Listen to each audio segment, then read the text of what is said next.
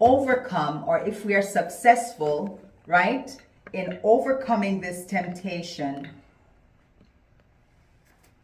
there is a crown, there is a prize.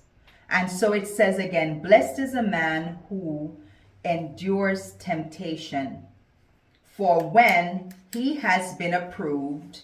So temptation, in other words, temptation is not an excuse for us to sin. Temptation is not an opportunity for us to sin. Living in the world that we live in, God is not confirming or telling us that you will never be tempted. But I love how James put it. He says, blessed is a man who endures temptation. What is James saying? Who is a blessed man? A blessed man is a happy man. The word blessed is, and we said, God bless you, you're blessed, I'm blessed. But what being blessed really means or represent is a person, an individual who is satisfied, who is happy, who is fulfilled, who is content.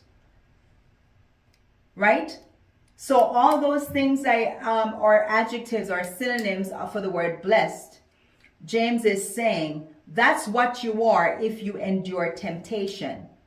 And then he goes on to say in verse 12, for when you have been approved, right? And what does it mean to approve? To be affirmed, right? Favored, affirmed. Yes, that too.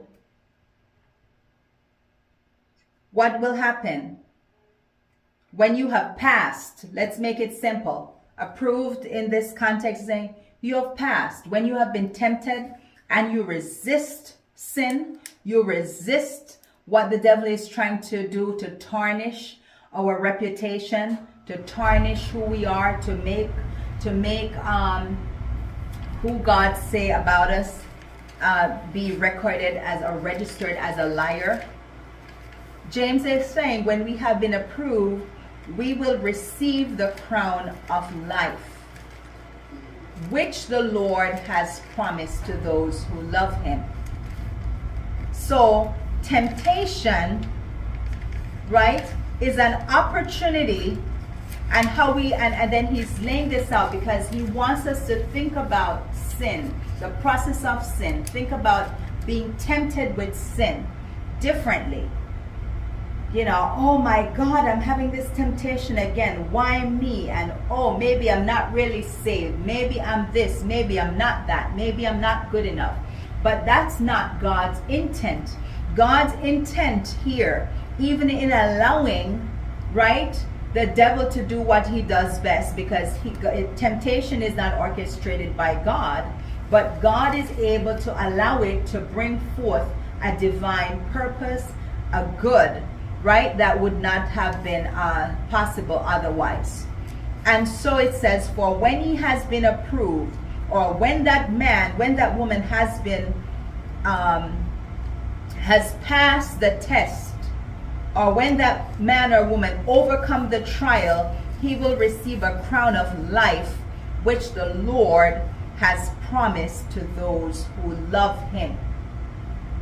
So a key thing to overcoming temptation is that we must love God. The love for God must supersede the love for the sin.